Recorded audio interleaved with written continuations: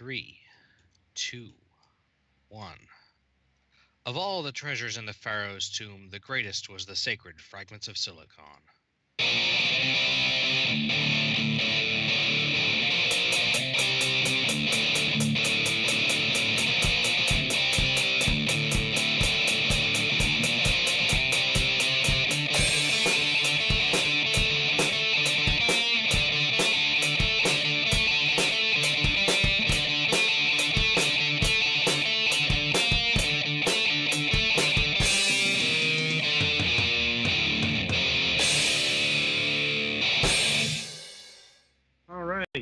So welcome to another Fragments of Silicon European interview. This week we've got Marco Monomirror Guardia of Demimonde Studios. Hey there. That's me. Yes. Right, so let's get right into it. We like to start by asking people how they got interested in video games, both on a personal and a professional level. Right. So, okay, on a personal level, that's... I wouldn't even know where to start because, I mean, I've just been... I grew up with video games, you know, and it's just... But I think in a way, the video games that I was interested in from, like, the earliest stages pretty much influenced how I got into video games and the kind of games, or the kind of game that I just made. So at least there's a little bit of a connection there. Like, I grew up with the Mega Man games, with the classic Mega Man games. I mean, those were my fondest memories of gaming from, like, the 80s.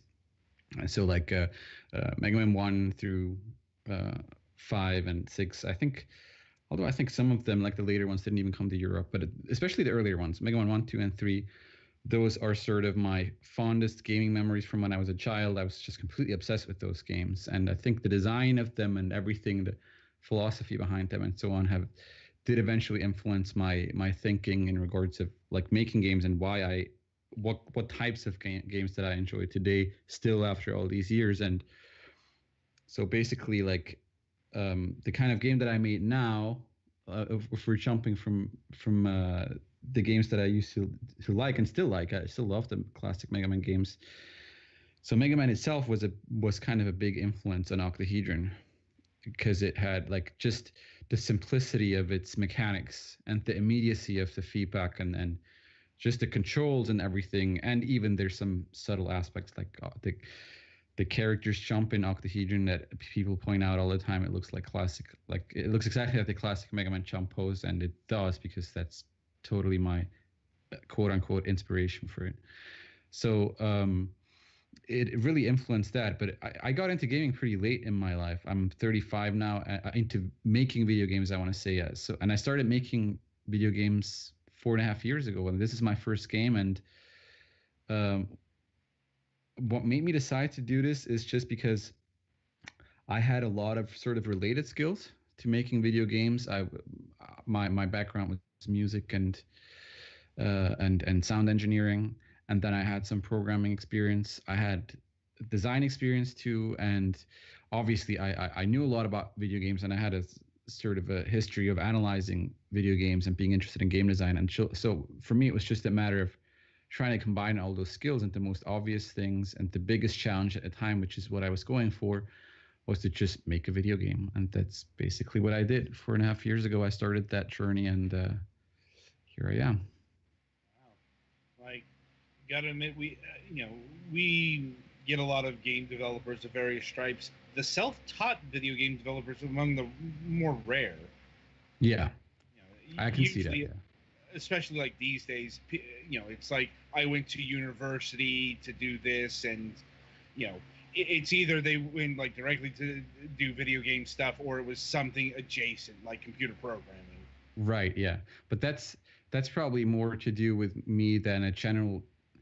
Like or it doesn't. It's not necessarily specifically related to me making video games. It's just this is just my professional journey in general, because I worked for quite a while in sound engineering and making music professionally, and I don't have any degrees in those things either. I worked in design, I worked in programming, and I don't have any degrees in those things. It's just I guess I was just always too lazy to do like institutional education, or it just didn't really interest me. And I just always try to get by with the skills that I have and just teaching myself whatever I'm interested in, and this is how I sort of got by, and this is still exactly what I'm doing today, basically. Indeed. I'm like, hey, if it works out for you, So far it has, but who knows about the future? Yeah. Now, I do want to talk about your background in sound engineering and music because it's kind of pertinent to the game itself. Yes. Well, I did. Or did you want to ask a specific question, or just have me like go on a long tangent of the whole thing, or? The tangent can work. Like, right. Well, basically, I mean, music goes back. Music was one of my first passions that I was sort of when I was a lot younger. When I was a teenager, I was really interested in making music. And at the time it was, I mean, I did study, or I did play the piano for a few years, but that never was like a true passion. It was just something I was interested in at the time, and I sort of dabbled in it and went sort of in and out of it. But really, when I was about 15, 16, I started making sort of electronic music and dance music. And especially at the time, trance was a big thing in Europe. It was a massive thing in Europe, actually. And I sort of was really interested in sort of, I was in that whole scene, like the rave scene in Europe. I was really into that. I was going to a lot of parties, and legal and some not so legal, like open air raves and stuff like that. And I got really interested in making this kind of music, and I started to just figure out how can I make that with just basically a computer and maybe a couple of synths at the time, because it was much more difficult. Obviously, that's quite a while ago, to do everything digitally. And when I was 17, I had my first record contract with a German label, and at the time, vinyl was still pretty much, vinyl was the only medium that DJs played, right? So if you go to a club, a DJ would play from vinyls, and now vinyl's making a comeback, but more for like collectors and stuff. And back then it was a DJ's tool still. And yeah, you couldn't scratch CDs. Yeah, that's the other thing. Although I gotta say, scratching is not really something that you experienced a lot in like the trance or house scene. It's more of a hip hop thing, but still, like beat matching and just transitions in general, and changing obviously the tempo of a record and everything. That was that's something you did with vinyl, obviously. And so yeah, I was 17 at the time, and sort of launched into this career as a trance and techno house producer, and that kept me busy for quite a while. But on the side, what I wanted to do at the time was like study design or do something design centric, like graphic design. And I went back and forth in those two things, and eventually I quit. I had started sort of a design school and apprenticeship at the time, but that didn't really work out, and I quit. And what I ended up doing was a sort of the education system in Switzerland is quite different from that in like the US or other countries. It's comparable to that of Germany, where you study and you do a sort of extended apprenticeship that goes on for like 3 to 4 years. So you get practical job experience, but you also go to school and you can get a degree, or you can keep going to university, or you can just get job experience. And so for me, it was like, I wanted to do music, but I wanted my parents to be able to sleep at night. So what I did was I did like sales and accounting on the side, and I was making music at the time. And I did that for quite a while. And then I got kind of tired of the whole trance scene, because I wanted to expand and go into other different areas. I wanted to do other music, but the people I was working with weren't really interested in that. And then for quite a while, I was focusing on like chill out and ambient stuff and so on. I had worked with a lot of different DJs from all around the world though, and it was really like a career for me at the time, even though I was still in school. But I just quit that like literally from one day to the next, because I was just so tired of the whole trance scene at the time. And then for quite a while, I had an office IT job, and then I sort of got into enterprise like software development, where I started making like software for like construction companies, like developing tools that they could use for like accounting or just managing their day-to-day business and stuff like that. I'm not quite sure how I got into that, and over the years I kept doing design shops on the side though, like logo design, branding, and that sort of thing. And eventually I got back into um, sort of sound into the audio side of things, like mixing and sound engineering, when I met Mohammed from Bravewave. Bravewave is that label that does that I still work for now. They do like a we release like video game music. We release video game related music. We work with artists that and composers that have worked on video games like Mega Man, like Manami Matsumoto. She's the one who's made the music for the first Mega Man. Yeah, sorry. Yeah, I've heard the name before. Yeah. Yeah, so basically, this is how I through her I got to know sort of, or I got interested in Bravewave. Like I met the founder, who's a very close friend now, Mohammed, who lives in Kuwait, online on Twitter, I think, many years ago, and he was just starting out the label, and at the time I was just sort of lending my expertise as a mixing engineer and just giving him tips on how to approach his first CD and remix compilation that he was making. And then that started to turn into a work relationship where I started mixing albums. I started helping out with the technical aspects of things. I got into the planning, like just planning albums, and then eventually restoration. Like I worked on the big restoration shops like Street Fighter 2, Ninja Gaiden, all of that stuff that we ended up putting on vinyl too. I was involved in Shovel Knight stuff too. Like we put out Shovel Knight vinyls. I also made a remix that went on the a Shovel Knight remix that went on the official remix album. I sort of just got heavily involved in everything Bravewave, and that was also the time when I started making the game. So depending on how much work the game took up of my time, I could put more or less time into helping out with Bravewave stuff. And now that the game is done, I'm definitely going to be getting more into that again, like doing more big projects at Bravewave and vinyl releases and restorations and that sort of thing. But those have been my two pillars basically over the last 4.5 years, 4.5 to 5 years, working at Bravewave and making the game. Jeez. Well, I suppose the question beckons, do you have any plans to like release the Octahedron soundtrack on vinyl? Yes, we do. Currently, it's just out as a digital release on the Bravewave Bandcamp, but we are working on getting that on vinyl. So that is definitely going to happen, yeah. Thought as much.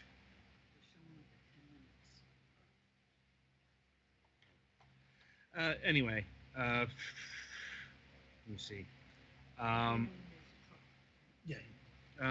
Anyway, so the reason I brought up all this is because from what I've read, from what I've seen, the music is directly influenced in the gameplay. Yeah, it is sort of. So the way it works is, so the music itself doesn't really change. Like it doesn't, the gameplay doesn't affect the music. It's the other way around, right? So that you have, it's not a rhythm game either. It's not. I mean, I used to call it sort of a rhythm light gameplay, so that at the very beginning of the game, it's very subtle. Like it's more like just animations and lights and certain movements are just synchronized in general with the music. So with the tempo of the music, whichever track is playing. But sort of you get further into the game and then you'll encounter a lot more enemies and obstacles and just in general things that are moving with the beat of the whatever track that is playing. So you'll have enemies that dance or jump with the beat. You have things rotating. You have like lasers that rotate on every beat or every offbeat or something. You have just obstacles that appear or disappear in time with the music, or they have indicators that say like, okay, they appear for 4 beats and then they disappear for 4 beats. It's all relatively intuitive, but it's not a rhythm game in the sense that you're forced into a certain flow that you can't escape, and it's just everything else is on autopilot and you just tap or something, which is what most rhythm games are. And I like rhythm games, but that always felt kind of restrictive to me, right? So I wanted a game that is an action platformer first, and then has certain rhythm elements to it that are just sort of tie into the natural flow of things, but they don't overwhelm the experience. Makes sense. Especially that part about being restrictive. I've played my share of rhythm games, and yeah, it is all about, you pressing the buttons or moving the stick in with the beats or Exactly. Dance Revolution, Guitar Hero, whatever.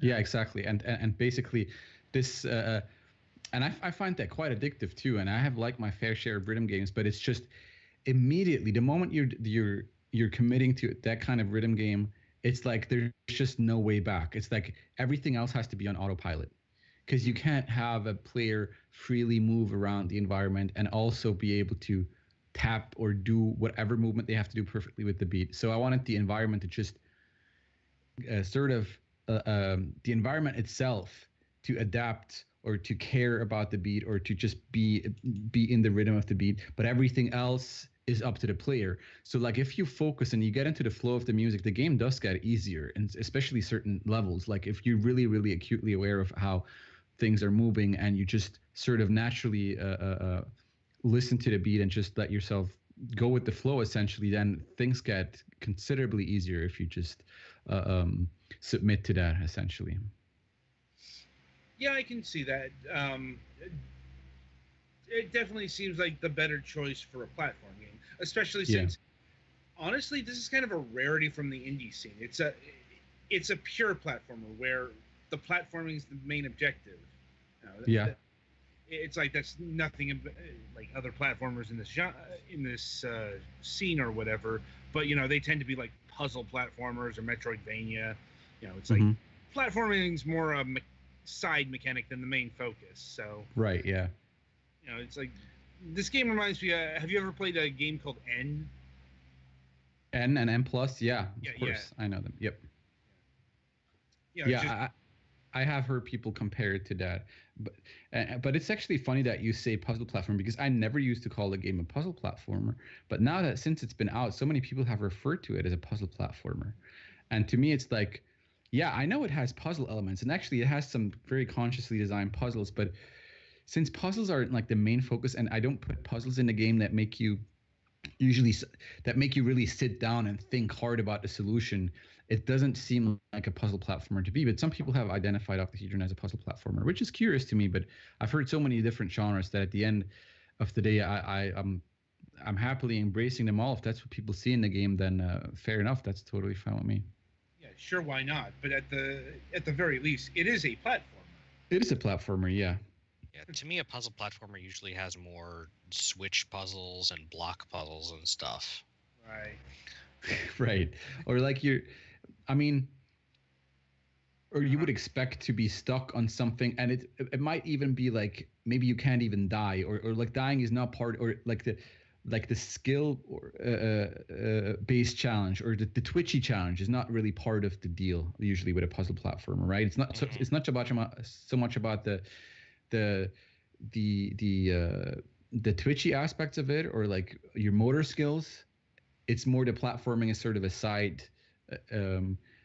thing to the puzzles, and that's not the case with Octahedron. So I want to say it's probably not a puzzle platformer in the sense as people usually see them. Yeah, I guess it depends on what the reviewer. I mean, it's not an action platform where you're fighting lots of enemies. So that is also true. Yeah. You do though. I mean, you do eventually fight. I mean, you do eventually kill enemy. Just that's another funny thing, I guess. That's really unusual for a platformer, where the entire first world, the first 6 level of Octahedron, you don't really have any way to defend yourself. You don't really have any way to fight back. I want to say, you just because that was a really conscious decision because I wanted the player to get used to the mechanic of making platforms and sort of sliding or surfing on those platforms and really get accustomed to that to this new mechanic, which a lot of people, it takes them a bit of time to get used to that, and only then do I give them a weapon later on. And that's unusual because usually platformers that are about like weapon-based gameplay where you kill enemies, it's literally the moment you pick them up you have a weapon, right? And that's kind of, I think, unusual about this. Right. So shifting gears a bit here, I want to talk a bit about the aesthetic. It's all very neon. Does that relate to the whole techno trance thing, or is that like an homage to, say, Luminous and Q Entertainment? Probably a bit of both. I mean, I want to say what I do, what I can say is that the game started very abstract. I mean, what I basically did was, um, and this is something that you can see for people listening. If you buy the collector's edition on Steam, it comes with actually now I forgot the exact number. Like between six, I want to say between six or not even nine, or I don't know how many. Anyway, there's many prototype and alpha builds of the game, and in fact, the very first prototype of the game that I had is part of that collector's edition. And what you can see there is exactly how the game started, which is super like bare bones. It was there was no attempt to find an aesthetic for the game until like most of the mechanics had sort of been like most of the core mechanics have been figured out. So it started very traditionally, very old school, by having a prototype that is just all really abstract programmer art, and then figuring out, okay, how can this whole platform making thing work. And what happened eventually is that, strangely enough, the octahedron was there from the beginning. Like basically the main character having an octahedral head was one of the earliest things in the game. I can't really tell you exactly how that came to be. It was just one day I just had this idea, and then it just kind of stuck. And what happened is that eventually I thought to myself, well, what if I make a soundtrack to the game, or what if I embrace this whole idea, this the mysterious aspect of it? Which one thing was like, okay, this guy has an octahedron for a head, right? So that was a little strange, and I started experimenting early on with sort of aesthetic ideas. And one thing that I liked is like old arcade games where like basically the background is just black, like all the old shoot 'em ups. It was just a design necessity, right? Like blank, like black is the basic, is your canvas, and then you start painting on that, like Pac-Man or Galaga or whatever. It was just the background is black, and then everything else just pops. And I like this idea. And as I was experimenting with that, I realized that I like the idea of the octahedron of the guy's head sort of glowing against the black background. And then this whole thing came to me like, okay, you have this really dark background, and maybe the environment or the geometry of the level sort of pops, and the character is this weird guy with this octahedron for a head that glows. And then right away the neon and sort of disco aesthetic started to take shape a little. And then I realized, hey, if this is the direction I'm going in, maybe I can just, I'll do my own soundtrack, and I just use I'll just use my experience. Instead of coming up with something totally new, I'm gonna basically do like a best of all the music that I've worked in. At the time, that was the idea. I didn't end up making the whole soundtrack. No, not by a long shot. But at the time, this was the idea. Okay, the aesthetic is going to be this sort of neon thing, and it's going to have a sort of disco aesthetic, and music is going to play a role in it. And then I thought, well, my experiences with dance music, so that's going to be the soundtrack. And it sort of all took shape there. One thing sort of informed the next idea, and then everything sort of fell into place, because once I had that, I realized, yeah, the neon aesthetic with a lot of colors works.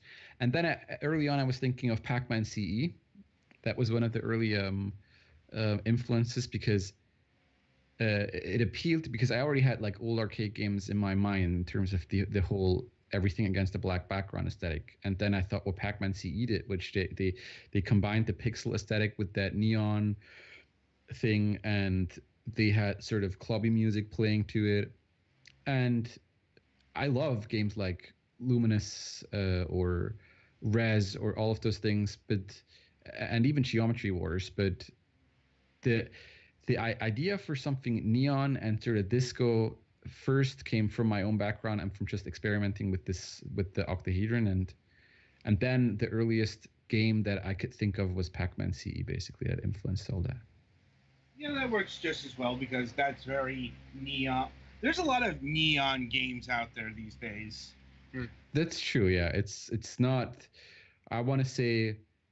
I mean, I think I put a little bit of a different twist on it, but if you're just saying, yeah, like I'm gonna make a game that is like a neon style. Early on, I thought that too. Oh, is that the most original thing you can do? But it just fit everything that I wanted to do, so it's fine.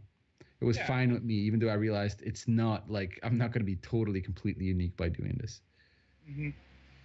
Now, you said this. You've been working on this game for like 4.5 to 5 years. Yeah, that's correct. Is there a particular reason why development took so long, or is that just the rigors of being a one-man development studio?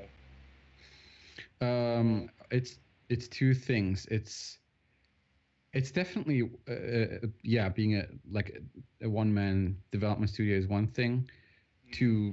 To mention again, or to maybe clarify that I made about a third of the soundtrack, maybe a little bit less, and the rest is shared with other people. So even though it took, I want to say from the day I started until the day of release, it's been about 4.5 years. And the reason why I had other people even in the soundtrack was because eventually it just became clear to me that I wouldn't be able to finish the game anytime soon if I also had to do the entire soundtrack by myself, because it required a lot of focus. And so I got in touch with other people, some people I had worked with before, some people that were friends, or that I just personally loved as artists, musicians.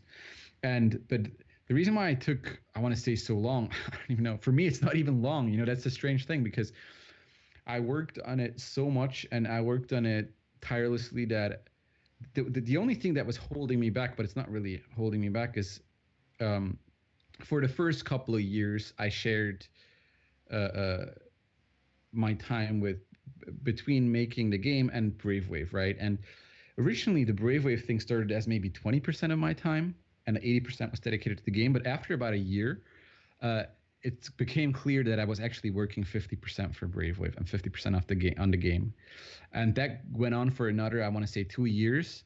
And then I realized, hey, I can't, I'm never going to be able to finish the game if I do this whole 50-50 or maybe 40-60 thing, even, because it's very difficult if you want to focus, if you have something that is such a challenge. And I think making a game is definitely the biggest challenge for me that I've ever done. And then you want to sort of do that only half of the available time, like that, and you're a one-man team, it just didn't work anymore. And so I decided to sort of step back a little bit from the Brave Wave stuff, only do the essential things. So that was another reason why it took longer. I want to say if I didn't have Brave Wave at all, it's possible I could have done it in 3 years, maybe. Also, it's my first game, so like literally my first game. If I had to do it over again now, I don't know, maybe it would take me half the time. Maybe it would only take 3 years anyway, even with Brave Wave on the side. I had to learn everything as I was making the game. So that's definitely a big reason too. Hmm. So it's a combination of factors. Yeah, it is a combination of factors for sure. All right. So, what part of designing the game did you find most challenging? Mm. In this particular case, it was because it's such an important focus for me. Um, it was the level design itself, because I always knew that I was really extremely interested in 2D level design and like old school level design. And at the very beginning, I read a bunch of like game design literature, and while some of it was quite interesting, I found that it's a lot of it is very abstract, and a lot of it describes very modern processes. And you find information about, for example, you find some good information about 3D level design out there, but really good literature on like 2D level design, like platforming level design, there's not a lot out there. Or a lot of what is out there is quite abstract, or it's just more like design philosophies. It just explores like the ideas behind, but not really, okay, why? But like for me, it was always clear, like, okay, every pixel has to matter. Like there has to be a reason why this block is 16 pixels over and not 16 pixels more to the left and more 16 pixels more to the right. There has to be a reason for that. And at first I thought maybe I'm crazy thinking that, but the more I studied it, the more I did my research on it, the more I realized, no, it really matters. Like literally every pixel matters. And so that was the most challenging thing, like understanding level design and then building levels in a way that that was up to those standards. Because what I did at the beginning of development was I basically printed out a whole bunch of maps like that I found online. I think the best resource for that is like vichimaps.net, if I'm not mistaken. And then like especially Mega Man ones, and I would just print them out and just lay them out on the floor in my apartment and basically just go through them and play through the games and trying to understand why does this work, why is this fun, why is this maybe not fun, and then extrapolate from that and learning my lessons. But also more modern games, of course, and um, implementing those. That's why I would say that half the development time was spent on just designing levels, like at least half of it, and implementing those ideas. Just it was hard because sometimes when you're, especially when you're learning on your own, and it felt sometimes like I wasn't 100% like, you're not 100% sure obviously if you're doing things the right way. I just followed my intuition and basically what I learned from reading other games, from analyzing other games. And when I started making levels for the game early on, it would take me sometimes a month to complete a level that I felt sort of happy with. And towards the end of development, it would just take like half a week, and I would have a level that I was pretty happy with, and I would then still iterate and change stuff. But that's the progress you make, right, when you learn a new skill. But overall, despite all the different challenges and all the complications that the game had, and there's a lot of elements in there, I always still come back to the same thing. It's level design. That was the biggest struggle, but the most satisfying thing about it too. And you never had the desire to use procedural generation for the levels? No. Because that's an easy answer. Because I was very much, even though I there's a lot of procedural games that I love, for me it was extremely, extremely important to not only go against that trend, but it wasn't a matter of trend, but it was, these are the games that I loved. And the reason why I loved those games is because they were handcrafted. And there's some things you can do handcrafted that are not possible, inherently impossible. It doesn't matter how well your procedural code is. If it's not handcrafted, you don't have that guidance. You cannot really handcraft the experience of going through a specific level. That's not possible. Procedural creation has a lot of tremendous benefits, not just in terms of development time, but also in terms of what the player experiences, obviously, because I love Spelunky. I'm a big Spelunky fan. But it doesn't really fill that, or it doesn't really make sense for the kind of philosophy that I was going for, which was, I want a very specific sort of handcrafted thing where the players will experience exactly what I want them to experience. I want to have a lot of different mechanics in the game, and I want to teach them as organically as possible. And if I can't do that, if I can't guide them from one moment to the next, what they should be looking at, how they should approach a situation, that's not going to be possible. It just isn't. It's going to require a lot of tutorials. It's going to require a lot of, even just level to level. Procedural 2D level design is often made up of different chunks and then connecting bits and stuff like that, and of course randomization. And the kind of levels that I was going for that sort of iterates on the 3 or 4 step level design of the way you introduce elements, the way you subvert them, the way you combine mechanics, that's just not possible because it's just going to be random with procedural level design. It's not something that you can control very much. That does make sense. Yeah, if you've got a specific thesis in your game, so to speak. Yeah, you can't. There is no level generation that would create the like Metal Man stage in Mega Man 2. No algorithm is going to produce that level. It's not going to happen because it's very specifically designed for a player to experience things in a very specific rhythm and in a very specific, like, to learn a new mechanic. Or I'm always thinking about, like, Magnet Man is even better in like Mega Man 3 because it's a very, very well designed stage that introduces the player so smoothly and organically to its mechanics. And that's not going to happen with an algorithm. It's not, because a designer has to hand place things and has to guide the player to a certain understanding of a mechanic, and it needs a designer's hand for that. Indeed. And on the flip side of the coin, have you ever considered releasing a level editor for Octahedron? I do get that question quite a bit.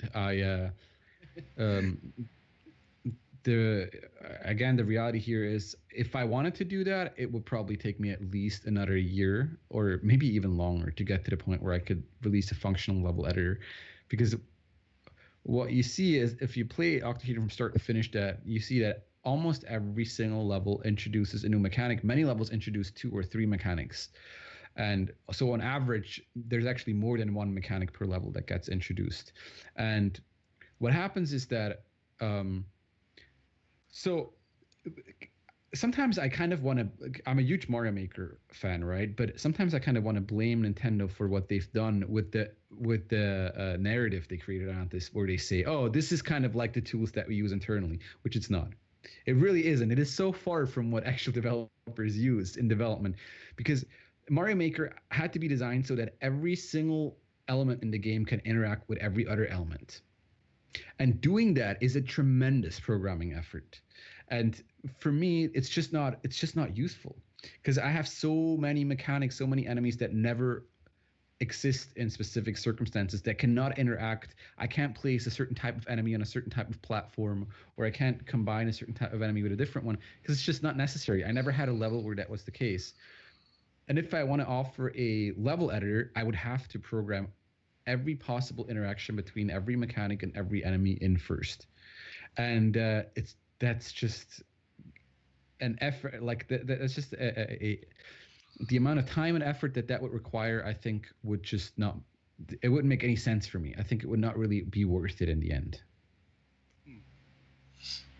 Yeah, I get what you're saying. Basically, things are a little too complex to do a level editor easily. Yeah, to because people would want to be able to make every, like, you want to place anything that you have at your disposal into any level that you can, but the interactions between those things has to be hand programmed, and many things in a game simply don't interact with one another, and they're not designed to, they're not programmed to. And programming all of that, I'm convinced it would take me another year to get all of that working. I can believe it, given all the systems you've got here. Yeah.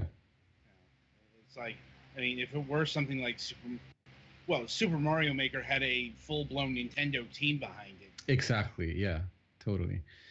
So they could do that in a reasonable time period. Yeah. Yeah. Totally. They have a big team, and they have Nintendo, and it's just a totally different scale. And even they had to limit the amount of things that, like, even then you still have people complaining, like, oh, where's this from this Mario game? Oh, there's so few enemies. There could be more. And even Mario then, Maker doesn't even have slopes in it. Yeah, Which there is you probably partially because of the Mario 1 visuals mode, and that game didn't have slopes, but yeah, it's but still. It's not just because of that. It's if you've ever programmed a 2D platforming engine or a 2D platforming physics, hand programmed them, you know what a paint slopes are for if you want to make them work with everything in your game. And it's simply so much easier to not have slopes. And to be completely honest, I don't think slopes are very interesting. There's no slopes in Octahedron, even though the code that I used at the very beginning actually supported slopes, but for me, I know there's lots of games that make good use of them, but if I'm thinking of a jumping and running game, my first thought is not, oh, I want slopes, because you're just walking up or down, and I want to jump and I want to fall, basically. So I'm not terribly sad about there being no slopes in Mario Maker. Right. Although, in the case of like the Mario games, the slopes were an important component of flying. Yes, and maybe that's controversial to say, but I never really cared about that much about flying in Mario games, so maybe that's just me. It can be controversial since it was the main mechanic of Super Mario World and a major mechanic of Super Mario Brothers 3. So yeah, and even in 3 you flew, yeah, but I try to avoid it as much as I can, because you could basically break the game by flying anyway. You can fly over pretty much everything. Yeah, I did that. Well, that's what ceilings are for. Yeah, I guess so. Anyway, so in terms of middleware, was this game developed in like Unity or Unreal? No, I use Game Maker Studio. Like rare, but not unprecedented on the show. Yeah, it's for I think I can tell you that it's not as rare as people think, just because developers don't talk about it as much. But a lot of stuff that is 2D. A lot of stuff that is pixel art, sprite based stuff is Game Maker. There's a lot of Game Maker games out there that people just don't realize are Game Maker. Oh yeah. Like I said, we've had some Game Maker people on the program before. It's just compared to like Unity. Unity. Oh yeah, God, yeah, that's absolutely it's just, right. You know, there's a reason why we default to Unity and or Unreal when it comes to game engines. Absolutely, yeah, you're right. Yeah. Given that it's made in Game Maker, is that was it a issue getting the game onto consoles? No, not at all. That hasn't like getting the game onto consoles was not really. I mean, because Game Maker has Xbox One and then a PS4 export that you can buy. I had those from very early on. Even the old version of Game Maker that I'm still using, Studio 1.4, which was only more or less informally replaced by Studio 2 last year. Even those exports, they still work just fine for Xbox One and PS4. I got through certification and I've got on those consoles fine. The only thing is right now with Switch, obviously that's going to be a Game Maker Studio 2 exclusive thing. Right. So, but apart from that, I don't think so. I think, in fact, from what I've heard, people struggle. I've heard of a lot more struggles with Unity, but then this is just hearsay because I have never used Unity, so I have no idea how it actually works. But I think the struggles are pretty universal bringing games to consoles, not necessarily related to game engines. Although I know there are some game engines that where it's impossible, or you need external porting studios or something, someone who can deal with the source code or something. But Game Maker has been pretty good about that for quite a while. Right. So just to clarify, this game is coming to the Nintendo Switch? I can't 100% confirm that officially. I can't say it is coming, but we are working on it. It's I mean, the Switch export has been announced for Game Maker, and it's only Game Maker 2. I haven't had a chance. I'm not yet in the alpha for the Switch export because it's a very close sort of thing. People who can work with that now because it's really early, like the Switch export. I'm hoping to get into that, and then I have to look at what do I have to do to get the game to run. Does it make sense in general? And then I'm trying to get it there, but I don't want to say it's definitely coming, but I'm doing my best. Fair enough. I mean, given what I've seen of the game, it should run with no problem on the Switch. In terms of like, assuming it ports to version Game Maker 2 correctly. Yeah, that's not. But that's not an issue. I've had it ported to Game Maker 2 in the past, just as a test, and it requires almost no adjustments. It's pretty straightforward. The runner itself is the same. It's just some of the, and they have like translation scripts for a couple of things that are different between the two versions. But the first time I tried porting it over, it ran in like an afternoon and had a few tiny issues. I don't envision that that's going to be the big the big challenge. The bigger challenge, no, is getting it to run on Switch, because I struggle getting it to run on Xbox. Like, it's not as and part of that is obviously an engine thing, because I don't have access to, this is all very high level stuff. It's not like I can manage memory or graphics calls myself. There's only so much you can do when you're working with an engine like Game Maker. You only have so much control over what's going on under the hood, and there's a lot more CPU stuff going on in this game that one might think, and the shaders, the effect, the amount of sprites that are on screen at any given time, they are quite a bit more than you might realize. So it definitely took quite a bit of optimization to getting it to run at 60 FPS on Xbox. Well, I mean, I've heard good things about the development space of the Nintendo Switch. It's like from other developers, but yeah, it's like I'd imagine like the frame rate might be the biggest issue here. Yeah, and I'm not releasing this game if it doesn't run at 60 FPS. It makes absolutely zero sense. It has been designed with that in mind from the beginning. It was one of the most important things for me, and if I would have to cut down the frame rate and half, it would simply not be released on Switch. That's just not happening. Once again, that makes sense given the nature of the game itself. Yeah. And I can see why 60 FPS is vital, essentially. Even. Yeah.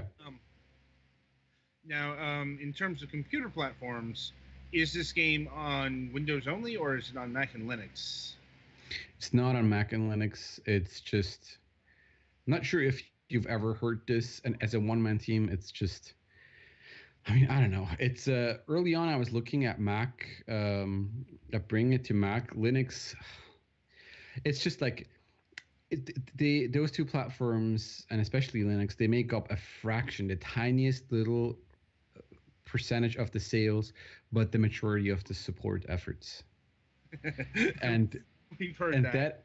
Yeah, you've probably heard that before. So it's like, you can, and if you're, it might make sense for like a big development team, to just say, well, it's justified because we're still going to sell quite a bit, or it's still a part of our audience. But man, for me as a one-man dev, it's just really, really hard to justify putting the focus on that. I wouldn't even know where to begin testing. I've never really bothered with Linux in my life, testing on Linux. And yes, Mac is not completely out of the question at this point, but Linux, I would rather just say no.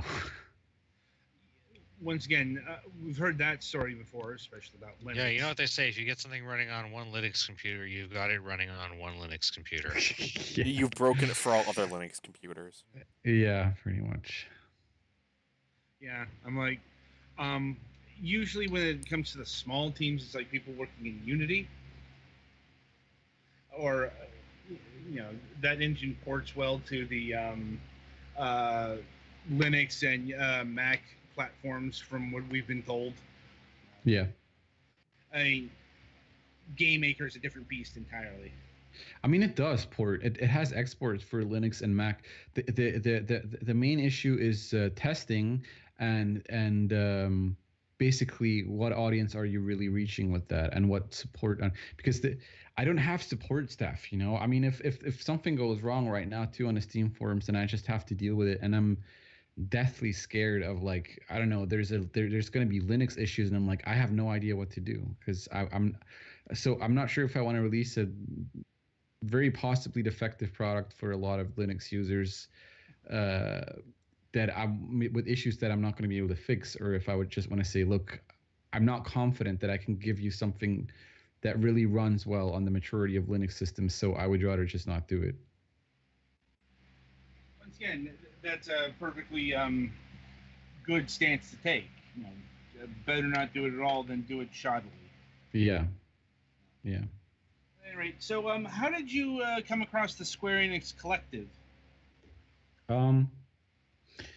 So that was just about a year ago at EGX Rest in London, because I was that had been my second event with the game. The first one it was 2014. It was the big EGX, also in London, but the game was just in alpha then. It was quite a different beast too. But like a year ago, I was pretty confident where the game was at. It was about, I want to say 80%, 80 to 90% finished. Certainly all the parts that I wanted to show in the demo were completely finished. So I went on my own to Rest. I got a little booth with 2 screens, and Square Enix, the collective, they had their games right around the corner, and I met Phil Elliott, who was, as you mentioned, have been on the show here before. I met him, and we had a chat about the game, and it was basically a relatively short conversation where he seemed interested in the game, but he had apparently known about the game before the event, looking at the lineup and stuff. And then he said, you know what, I'm going to come tomorrow and I'm going to play the game. And I was like, yeah, sure. Everyone says I'm going to come play your game, right? So whatever. But he did show up and he played the game and he liked it a lot. And we had already known, like I had some friends and family helping. And we already knew, like on the first day, the bus that we had was like completely amazing. Like we're all super surprised with the response that we got. And then the next day, Phil came and he played the game and he loved it. And then he sent the rest of the team one after another to the booth to play it, and they all loved the game. And I'm like, this is amazing. And then I had another chat with Phil, and he says, when you go home after the event, let's get on Skype and let's talk about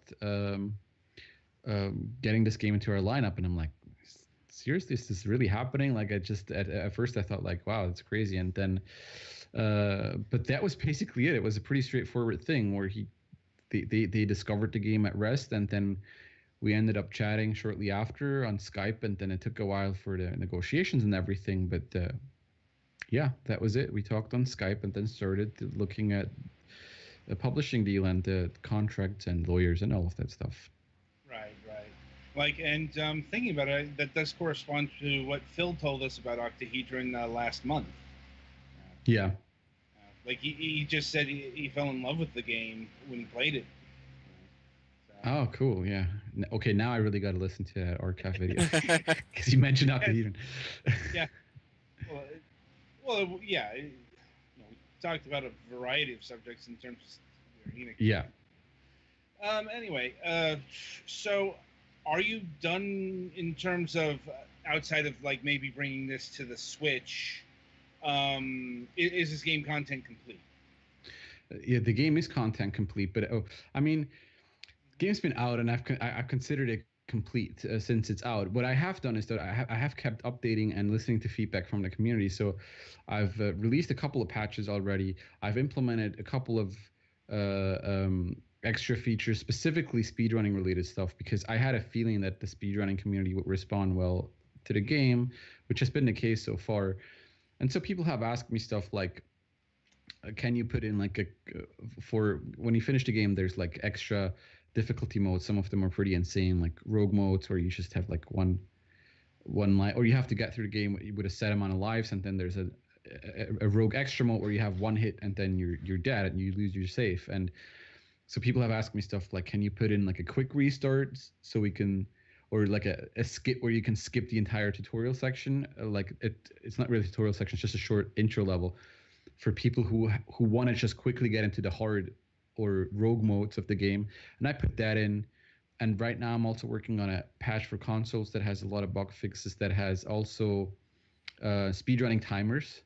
So that's another request that I got, basically a global timer that is visible at all times, but also like individual level timers so that you see what your level time is. So that it just starts at the bottom left of the screen. It shows you how much time you spent on a level, because the game doesn't really have time trials. I'm not a huge fan of those, but I thought for speedrunners it's nice for them to improve their times. So that's another thing that's going into the upcoming patch. There's also going to be a demo and a trial on PS4 and Xbox One respectively, because that's been met with a good response on Steam. People really respond if they can try the game first and understand what it's about, then sort of just looking at, rather than just looking at screenshots or trailers or whatever. So we want to bring that to PS4 and Xbox. And then Switch, if that's happening, I don't know. I can't say that I'm not going to add one or two new features or ideas. But if that's happening, it'll very likely be backported into the other versions as well. But for now, that's not really 100% clear if that's happening or not. Gotcha. So my final question is, did you have to deal with like epilepsy concerns given the nature of the graphics? We do have a warning. We do have an epilepsy warning in the PC version that was put in at the after we already went through certification on consoles, because at sort of a last minute thing, it was like, should we be putting that in? And then as someone realized, like, yeah, let's just put it in just for safety reasons. I haven't heard of anyone actually having a problem with the visuals. There aren't really many. So I don't obviously want to claim to be an expert on that, what triggers that, but there aren't really, even though the visuals can be quite intense and colorful and everything, there are only a few instances where there's like a sudden bright flash in the game. For example, when you game over, lose all your lives, or at the very beginning, the transition to like the transition from like the cutscene at the very beginning of the game and stuff like that. Yeah, But my but apart sister from that, has there's mild problems with that, and from what I've seen, the only okay, like the intro cutscene might be an issue, like when you start flashing those colors really fast. right, yeah, And other than that, I think that's the only thing that I've noticed that might cause an issue with someone with possible epilepsy. right, yeah. We just obviously because I don't really, and I think there's not even. I think it's very individual too, like Hmm. how some people um, might be triggered by something that you wouldn't expect. So I think it's safer to just warn people in general Yeah. who have had seizures in the past that they probably don't want to play the game. It's hard for me. I did consider at some point like, can I put in like an epilepsy a safe mode? But then if I do that and I miss something or I don't really realize exactly what the triggers are, then I would feel really shitty about myself if someone ends up having a seizure. So I think it's just better to warn people in general and just have the game as is. Indeed, Right. better safe than sorry. Yeah. Better safe than sued. Yes. Well, obviously that's something you want to avoid, but I mean, genuinely, you don't want people have been voicing. There's been a couple of people, like I think only two before the release of the game that have voiced concern with like, could this potentially cause epilepsy? And obviously, you want to take that seriously. So I'll see if there are any final questions from the team here. I don't have any. Yeah, I think we've got most of the questions covered. It looks pretty interesting, though. I mean, Cool. yeah, we only got the one code, so only our streamer operators had the chance to play it. Oh, I could have. When we set up the podcast, I hadn't really realized, I guess, that there would be more people involved. So I could have obviously sent you more if I had realized that. When you asked for a code, I just assumed you need one code. I can still send you more codes, though. Like that's not a problem. Sure. I mean, we usually ask for more codes if we review a game. Right. So, because we do it roundtable style, and it helps if everyone has the game. That's So- what And makes it unfortunately, special. unfortunately, no two of us are close enough together to be able to actually share a computer. Yeah. One day. And that's absolutely not a problem. I guess I really just didn't realize that there were going to be multiple people playing the game, but I guess that was just a misunderstanding. That's fine. I mean, just send us 3 codes, whenever you can, and we'll be able to review the game in the near future. Oh yeah, sure. I'll do that. All right. Anyway, so once again, I'd like to thank you very, very much for taking time out of your schedule and being here today. Like, it's been a pleasure. You're welcome. Yeah, same. Pleasure is mine. Yes, so the game is Octahedron. It's available now on PlayStation 4, Xbox One, and PC for $12, I believe. And there is a collector's edition on Steam that is $17.98, which contains the DLC. Is that that's the soundtrack? That's the prototype versions. Is there anything else in the DLC? No, that's it. It's the full game soundtrack. It's quite a meaty soundtrack, and it's got all the prototype and alpha versions of the game. Plus, there is also a design doc that explains all of those versions, so you're not just stumbling in the dark. Basically, it explains what all the versions are and the design. There's a bit of design talk in there too for people who care about the sort of behind the scenes thing. Indeed. All right, so be sure to pick it up today. All right, so that'll about do it for this installment of Fragments of Silicon. Be sure to join us tomorrow for our Alpha episode. I'm pleased to announce that it looks most likely that we're going to have a guest. We're going to be having Pedro Bastos of Massive Works Studio. They're currently running a Kickstarter. It's been a long time since we've had an active Kickstarter on our program. It's a game called Demimonde. It's an action RPG. We'll talk more about that tomorrow. But until then, I wish you good gaming.